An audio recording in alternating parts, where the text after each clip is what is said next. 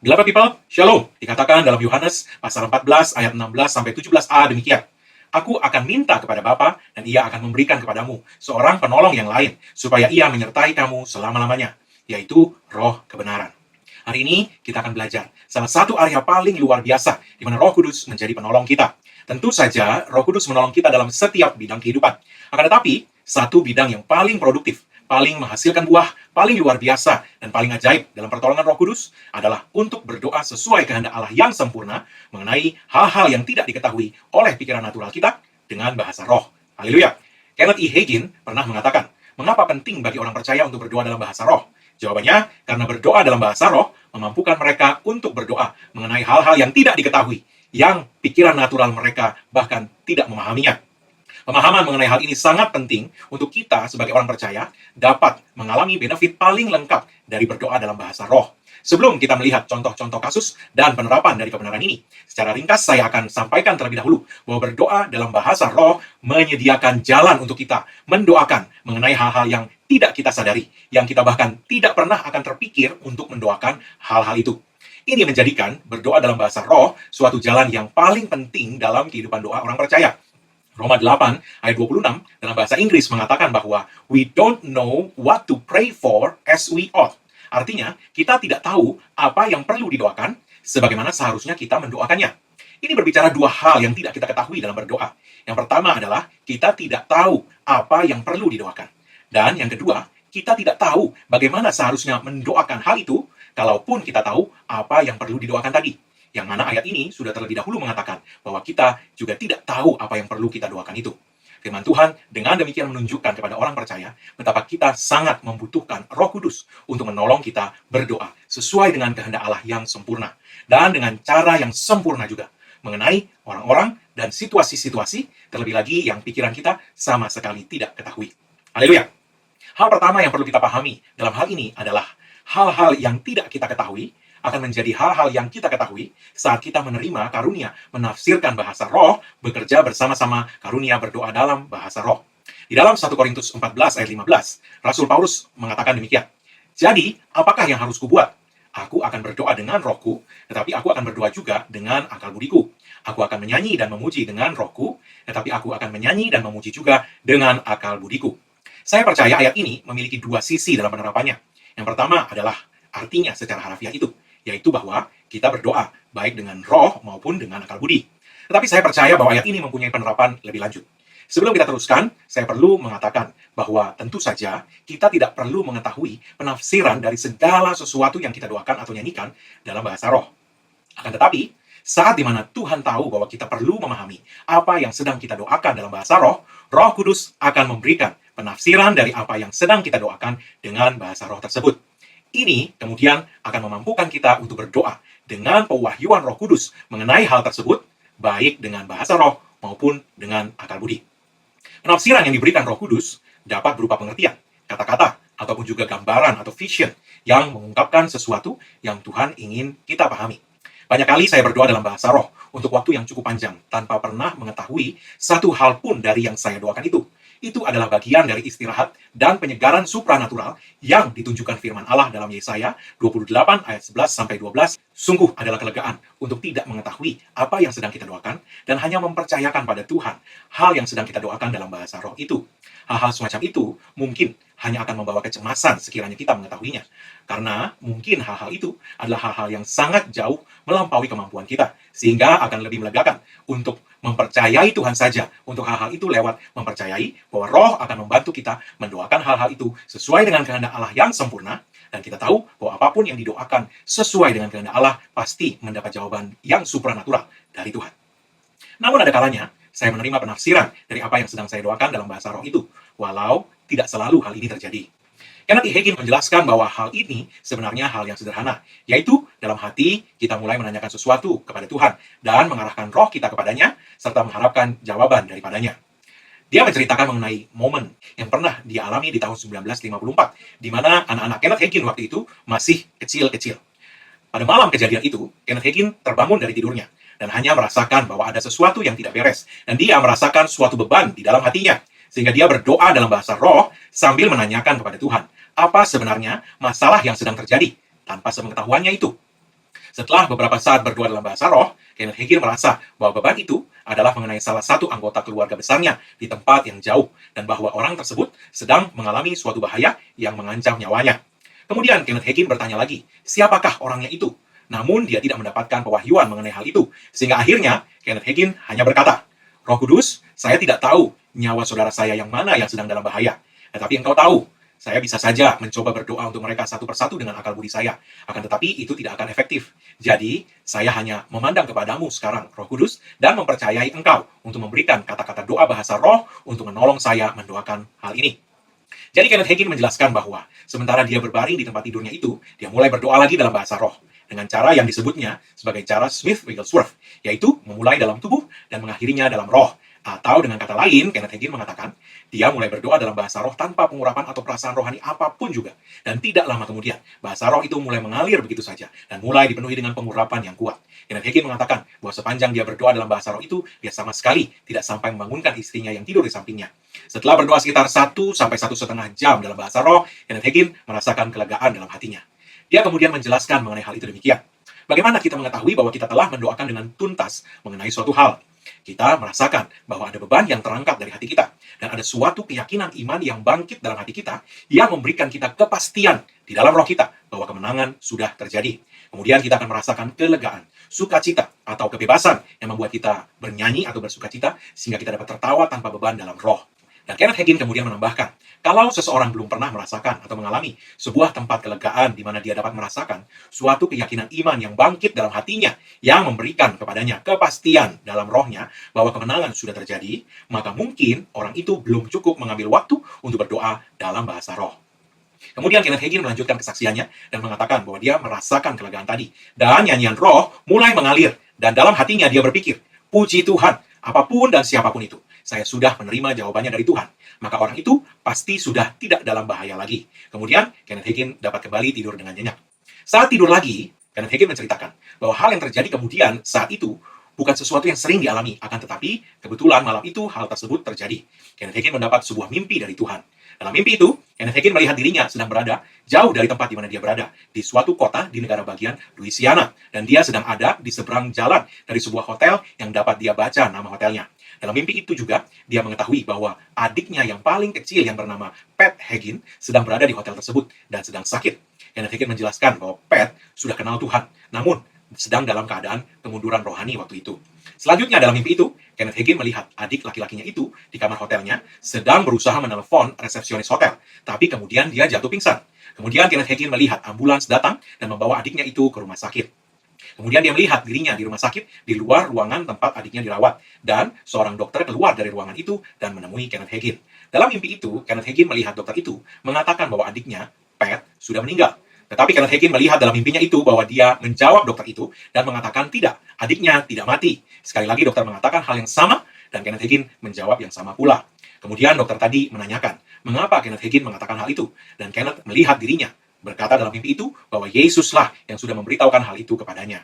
Dokter itu kemudian mengatakan bahwa dia akan menunjukkan langsung adik Kenneth Hagin kepadanya. Dan dokter itu membawa Kenneth Hagin ke kamar tempat adiknya tadi berada. Di kamar itu ada seseorang yang terbaring di tempat tidur dengan kain yang sudah menutupi wajahnya. Dokter kemudian membuka kain itu dan berkata, lihatlah sendiri adikmu. Saat Kenneth Hagin melihat kepada adiknya, dia melihat mata adiknya terbuka dan mengejap beberapa kali. Sehingga dokter tadi berkata, wah, rupanya kamu mengetahui sesuatu yang tidak saya ketahui. Dan Kenneth Hagin mengatakan, bukankah saya sudah mengatakan hal itu? Setelah itu, Kenneth Hagin terbangun. Dan disitulah dia baru mengetahui bahwa yang didoakannya tadi adalah adik laki-lakinya yang paling kecil yang bernama Pat Hagin tadi. Singkat cerita, 3 bulan kemudian, Kenneth Hagin bertemu dengan adiknya tadi di kota lain, tempat adiknya itu tinggal. Dan adiknya kemudian memberitahukan bahwa beberapa waktu lalu dia hampir saja meninggal. Kenneth Hagin kemudian menjawab bahwa dia tahu peristiwa itu dan bahkan dapat merinci tempat kejadian yang menimpa adiknya itu dan apa-apa saja yang terjadi saat itu. Adik Kenneth Hagin berkata, siapa yang memberitahu kamu mengenai hal itu? Mama kah? Kenneth Hagin menjawab, tidak, saya belum berjumpa Mama sejak ke kota ini. Saya baru saja tiba kembali di kota ini. Dan kemudian Kenneth Hagin menceritakan mengenai apa yang dialaminya pada malam 3 bulan yang lalu tadi. Pat Hagin, adik Kenneth Hagin itu mengatakan, wah, yang diberitahukan Tuhan kepadamu itu memang tepat sekali dengan apa yang saya alami. Puji Tuhan. Haleluya. Satu catatan penting yang disampaikan Kenneth Hagin mengenai mimpi dari Tuhan adalah bahwa mimpi dari Tuhan tidak menyebabkan kebingungan. Tuhan memberikan pengertian bersama dengan mimpi itu kepada orang yang menerimanya. Karena itu, ketika orang itu bangun dari mimpi yang berasal dari Tuhan, dia segera tahu dengan pasti apa yang Tuhan barusan katakan kepadanya lewat mimpi. Tidak ada kebingungan di situ, karena Tuhan sesungguhnya sedang berbicara lewat mimpi itu kepada orang tadi. Jadi jika seseorang berpikir bahwa suatu mimpi berasal dari Tuhan, tetapi ketika bangun dia tidak tahu apa artinya, Kenneth Hagin menasihatkan supaya melupakan saja mimpi itu. Sebab Tuhan tidak akan memberikan suatu mimpi tapi tidak memberikan pengertian kepada yang menerima mimpi itu. Karena itu bertentangan dengan tujuan Tuhan, yaitu untuk berbicara kepada seseorang itu lewat mimpi. Mimpi dari Tuhan bukan firasat, dan Tuhan sangat mampu untuk memberikan pengertian yang jelas kepada si penerima mimpi, sehingga dia akan tahu dengan pasti apa yang Tuhan sedang katakan kepadanya. Kenneth Hagin mengatakan bahwa banyak orang mencoba mengartikan mimpi yang sebenarnya tidak dari Tuhan, dan mereka justru menjadi bingung, dan akhirnya menyimpang dari jalan mereka bersama dengan Tuhan karena itu. Sekarang mari kita melihat Efesus 6 ayat 18. Firman Tuhan mengatakan demikian. Dalam segala doa dan permohonan, berdoalah setiap waktu di dalam roh. Dan berjaga-jagalah dalam doamu itu dengan permohonan yang tidak putus-putusnya untuk segala orang kudus. Berdoalah setiap waktu di dalam roh, dan berjaga-jagalah dalam doamu itu dengan permohonan yang tidak putus-putusnya untuk segala orang kudus. Ada suatu kehidupan dalam roh bagi orang percaya. Kehidupan itu adalah sebuah alam doa, di mana di dalam roh orang percaya menaikkan permohonan syafaat dan menjalankan otoritas kerajaan Allah bagi segala orang kudus. Kenneth Hagin mengatakan bahwa masih banyak anak-anak Tuhan yang tidak mengetahui mengenai hal ini, dan masih sangat sedikit yang menerapkan hal ini, bahkan dengan sangat minim sekalipun. Padahal ini adalah salah satu pelayanan yang dipercayakan Tuhan kepada semua orang percaya, sebagaimana dikatakan dalam Efesus 6 ayat 18 tadi. Hanya jika setiap orang percaya memahami hal ini dan menerapkannya dalam kehidupan rohani mereka, akan tercapai suatu keadaan di mana setiap orang percaya akan ditudungi oleh naungan doa syafaat dari orang-orang percaya yang lain. Dan hasilnya tentu saja akan sangat menakjubkan dalam hal terobosan dan keajaiban. Itu adalah salah satu alasan mengapa iblis tidak mau kebanyakan orang percaya menyadari hal ini, supaya mereka tidak dapat mengalami secara sepenuhnya berkat dan benefit dari hal ini, dan supaya iblis dapat tetap bebas memporak-porandakan kehidupan mereka yang tidak memiliki naungan atau tudungan doa syafaat tadi. Masalahnya, perintah Tuhan dalam Efesus 6 ayat 18 ini berkata untuk berdoa dengan tidak putus-putusnya bagi segala orang kudus. Tentu saja tidak ada seorang pun dari kita yang dapat mengetahui segala orang kudus yang ada di dunia ini saat kita hidup, apalagi untuk dapat tidak putus-putusnya berdoa bagi mereka. Itu sebabnya Efesus 6 ayat 18 ini mengatakan untuk berdoa setiap waktu di dalam roh. Ini menunjukkan bahwa hanya dengan bantuan Roh Kudus kita dapat berdoa dalam bahasa roh untuk segala orang kudus tadi, menaikkan permohonan yang tidak putus-putusnya itu. Itulah yang Tuhan katakan kepada kita dalam Efesus 6 tadi.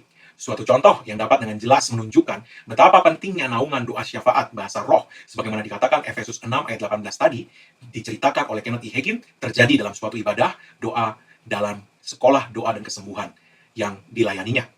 Pada waktu itu, Kenneth Hagin sedang membagikan firman Tuhan. Saat tiba-tiba, dia merasakan suatu beban untuk berdoa. Akan tetapi, dia tidak mengetahui apa yang perlu didoakan. Jadi dia bertanya kepada Tuhan, apa yang Tuhan mau dia doakan? Beberapa saat kemudian, Tuhan memberikan kesadaran bahwa ada orang-orang yang sedang menghadapi situasi yang membahayakan nyawa mereka. Bukan oleh sakit penyakit dan semacamnya, tapi oleh suatu kecelakaan. Maka Kenneth Hagin berhenti mengajar, dan mengajak mereka yang sedang mengikuti ibadah itu untuk berdoa bersama dia. Dia mengatakan kepada mereka bahwa ada orang-orang yang sedang menghadapi bahaya maut, dan dia tidak mengetahui siapa mereka yang harus didoakan itu. Tetapi dia merasa bahwa dia harus berdoa saat itu juga, dan bahwa dia memerlukan bantuan mereka untuk turut juga bersama-sama berdoa bagi orang-orang yang sedang menghadapi bahaya maut tersebut. Jadi, mereka kemudian berdoa bersama dalam bahasa roh selama sekitar 45 menit, dan kemudian kelegaan terjadi seperti yang telah dijelaskan dalam contoh sebelumnya. Jadi, Kenneth Hagin mengatakan kepada orang-orang dalam ibadah tersebut, saya masih tidak tahu siapa yang kita doakan barusan. Kadang Roh Kudus menunjukkan siapa orang itu, tapi kali ini dia tidak menunjukkannya. Tapi siapapun orang-orang itu, kita telah menerima jawaban dari Tuhan. Segala kemuliaan bagi Tuhan. Sorenya, ketika Kenneth Hagin dan istri sedang berkumpul dengan tim pelayanan musik mereka, telepon di rumah mereka berdering, dan istri Kenneth Hagin menjawab telepon itu. Ternyata yang menelepon adalah seorang wanita muda yang saat itu sedang bersekolah di Oral Roberts University. Wanita itu dan keluarganya adalah sahabat keluarga Kenneth Hagin. Wanita itu mengatakan bahwa ibunya baru saja menelepon dari rumahnya di Texas dan meminta wanita muda itu untuk menelepon Kenneth Hagin dan istrinya untuk meminta mereka berdoa bagi keluarga wanita muda ini. Sebab siang tadi baru saja terjadi ledakan di Texaco Refinery di Port Arthur, Texas, tempat di mana ayah tiri dari wanita muda itu bekerja. Masalahnya adalah api yang berkobar sangat hebat, sehingga tidak ada tim SAR yang dapat menembus kebakaran itu untuk menyelamatkan mereka yang terjebak dalam tempat pengolahan minyak tadi. Sampai saat itu, ada 17 orang yang terjebak di dalam tempat pengolahan minyak itu, termasuk ayah tiri dari wanita tadi. Tidak ada yang tahu keadaan dari orang-orang tadi, entah mereka masih hidup, terluka, atau bagaimana. Ketika istri Kenneth Hagin meneruskan berita itu kepada Kenneth, Kenneth merasakan kesaksian dalam rohnya yang membuat dia menyadari siapa yang Roh Kudus bantu untuk mereka doakan dalam bahasa roh siang tadi. Dan Kenneth berkata supaya istrinya memberitahukan kepada wanita muda tadi bahwa siang tadi Roh Kudus telah mendorong mereka berdoa dan mereka telah berdoa bersama dalam bahasa roh dan sudah menerima jawaban siang tadi dari Tuhan bahwa ayah tiri wanita tadi dan rekan-rekan kerjanya semua dalam keadaan selamat. Jadi, kemudian Kenneth dan istrinya meneruskan acara doa mereka dengan tim pelayanan musik dan tidak berdoa untuk wanita muda itu lagi. Malam harinya, lewat tengah malam, wanita tadi kembali menelpon dan mengabarkan kepada istri Kenneth bahwa mamanya baru saja memberikan kabar lagi dan memberitahukan bahwa akhirnya api sudah dapat dipadamkan dan tim SAR sudah dapat masuk ke dalam tempat pengolahan minyak tadi dan mereka menemukan bahwa semua orang yang ada di dalam tempat pengolahan minyak itu ada dalam keadaan selamat, termasuk ayah dari wanita muda tadi. Dalam pembicaraan lebih lanjut dengan wanita muda tadi, diketahui bahwa ternyata saat di mana Roh Kudus memberikan beban untuk berdoa tadi bertepatan dengan saat terjadinya ledakan di tempat pengolahan minyak itu. Puji Tuhan, Roh Kudus tahu apa yang perlu kita doakan, dan Dia membantu kita untuk mendoakan hal yang tidak kita ketahui itu dengan cara yang sempurna sesuai dengan kehendak Bapa. Haleluya! Tuhan mampu menolong kita untuk berdoa bagi setiap orang percaya dimanapun mereka berada. Siapapun mereka, sekalipun kita tidak mengetahui orang-orang itu. Tidak ada jarak di alam Roh Kudus bekerja. Dan Dia dapat bekerja lewat siapapun orang percaya yang mau menjadi alatnya mendoakan sesama orang percaya lainnya. Sebagai penutup, ini yang perlu kita pahami. Roh Kudus dapat sering memperingatkan orang percaya mengenai suatu kebutuhan atau suatu situasi untuk kita doakan dalam bahasa roh. Sebagaimana contoh-contoh yang telah kita bahas barusan. Tapi, ketika kita menerima tanda darurat dari Roh Kudus tadi, dan kita menundukkan diri kepada Roh Kudus, dan mulai berdoa dalam bahasa roh, dan masuk ke dalam alam operasi supranatural Roh Kudus dapat menyingkapkan hal-hal lain lagi kepada kita untuk kita doakan juga. Ini terjadi pada Kenneth Hagin saat dia bersama-sama orang-orang dalam ibadah sekolah doa tadi, berdoa selama 45 menit untuk mereka yang terjebak dalam kebakaran di tempat pengolahan minyak dalam bahasa roh tadi. Saat itu dia sudah merasakan kelegaan, sebagaimana sudah kita dengar sebelumnya. Dia sudah merasakan kelegaan atas apa yang didorong Roh Kudus untuk mereka doakan bersama. Namun, saat Kenneth Hagin masih melanjutkan berdoa dalam bahasa roh beberapa saat lagi, wajah seorang hamba Tuhan lain yang tinggal dan melayani 1.200 mil jauhnya dari tempat Kenneth Hagin berada, berulang-ulang terlintas dalam pikiran Kenneth Hagin. Bahkan, Kenneth Hagin saat itu sempat menyangka bahwa yang mereka doakan bersama tadi adalah hamba Tuhan ini. Dalam doanya, dalam bahasa roh beberapa kali Kenneth Hagin mengucapkan beberapa kata dalam bahasa Inggris berulang-ulang sebelum kembali berdoa dalam bahasa roh. Beberapa hari kemudian lewat sambungan telepon, Kenneth Hagin berbicara dengan hamba Tuhan ini dan menyampaikan kata-kata dalam bahasa Inggris tadi. Kenneth Hagin berkata bahwa orang percaya jangan pernah menerima sesuatu yang disampaikan orang lain hanya karena orang itu mengatakan bahwa apa yang disampaikannya adalah sebuah pesan dari Tuhan. Masalahnya demikian, kata Kenneth Hagin. Roh Kudus memang sempurna, namun Roh Kudus bekerja lewat saluran-saluran yang tidak sempurna, sehingga orang yang dipakai Roh Kudus dapat saja keliru menangkap sesuatu dari Roh Kudus. Itu sebabnya saat Kenneth Hagin berbicara kepada hamba Tuhan tadi, dia tidak mengatakan bahwa ini adalah sebuah pesan dari Tuhan, melainkan dia hanya mengatakan demikian. Saya tidak tahu apakah ini ada artinya untuk Anda atau tidak. Kalau tidak, lupakan saja apa yang saya katakan ini. Kemudian barulah Kenneth Hagin mengatakan, beberapa hari lalu, saya berdoa dalam bahasa roh, dan wajah Anda berulang kali terlintas dalam pikiran saya, dan sebuah kalimat berulang-ulang terucap di mulut saya.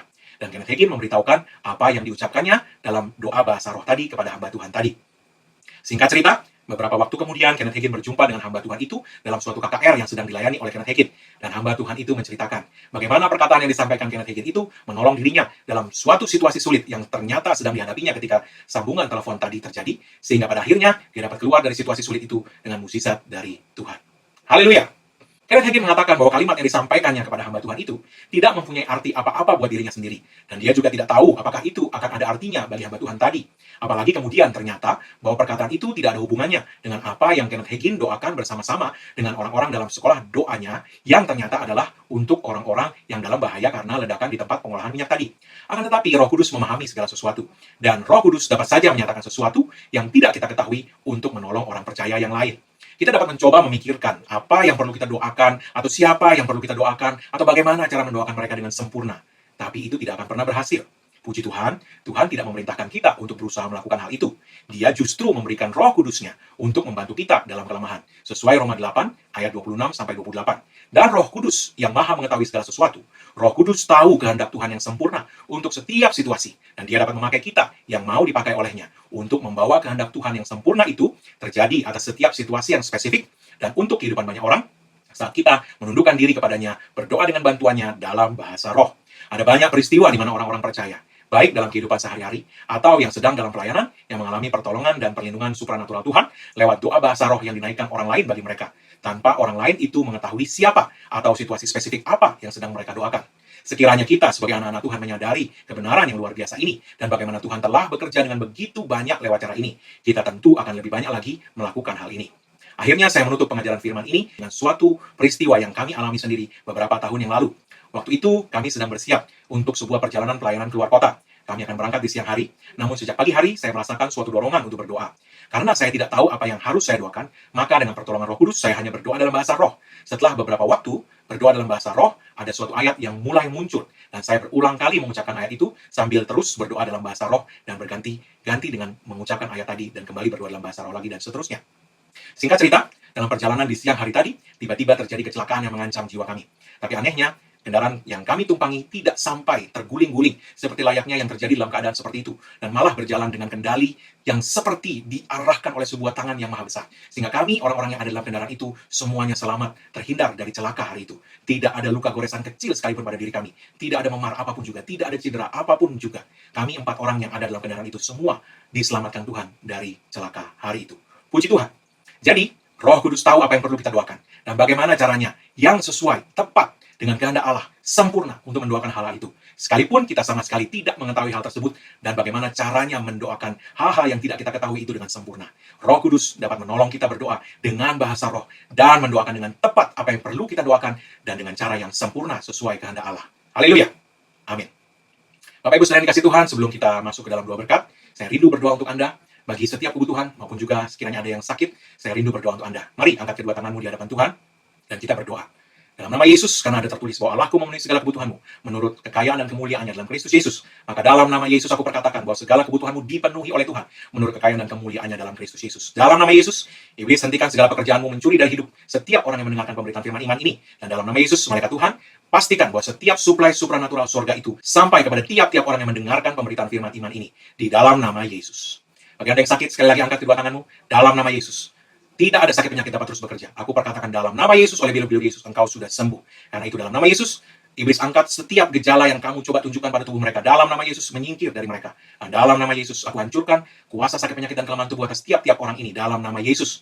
Dan aku perkatakan kesehatan sempurna, pemulihan sempurna, dan kesembuhan sempurna atas setiap orang yang mendengarkan pemberitaan firman iman ini. Dalam nama Yesus. Bapak Ibu saudara dikasih Tuhan, jika Anda rindu untuk menerima karunia berdoa dalam bahasa roh, maka izinkan Roh Kudus memenuhi Anda. Maka ketika Anda dipenuhi oleh Roh Kudus, menerima baptisan Roh Kudus, karunia berdoa dalam bahasa roh akan mulai bekerja. Buka kedua tangan Anda. Dalam nama Yesus, Bapa, aku minta kepadamu, penuhi setiap mereka yang merindukan, dipenuhi oleh Roh Kudus, dan berdoa dalam karunia berdoa dalam bahasa roh. Penuhi mereka, dan biarkan bahasa-bahasa yang baru mulai mengalir keluar dari mulut bibir mereka hari ini, di dalam nama Yesus. Amin. Mari kita menerima dua berkat saat ini. Angkat kedua tangan kita kembali di hadapan Tuhan. Dan terimalah berkat Tuhan, karena apa yang Yesus Kristus telah kerjakan bagi kita di kayu salib, karena curahan darahnya, karena penebusan yang sempurna, maka sekarang tidak ada lagi penghukuman bagi mereka yang ada dalam Kristus Yesus. Engkau telah ditebus dan harganya telah dibayar lunas. Oleh sebab itu, tidak ada lagi kutuk bekerja dalam hidupmu, yang ada hanyalah berkat Tuhan, tercurah berlimpah-limpah memberkati engkau dalam segala hal. Oleh berkat Tuhan itu engkau naik terus tidak turun, kau jadi kepala bukan ekor, dan apa yang disentuh tanganmu dibuat Tuhan berhasil. Dengan panjang umur, Tuhan mengenyangkan engkau, dan Tuhan memperlihatkan kepadamu keselamatan yang daripadanya. Dalam nama Yesus, umurmu minimal 120 tahun, dan dipenuhi dengan hari-hari yang baik dari Tuhan. Dalam nama Yesus. Semua yang diberkati Tuhan sama-sama katakan, amin. Haleluya.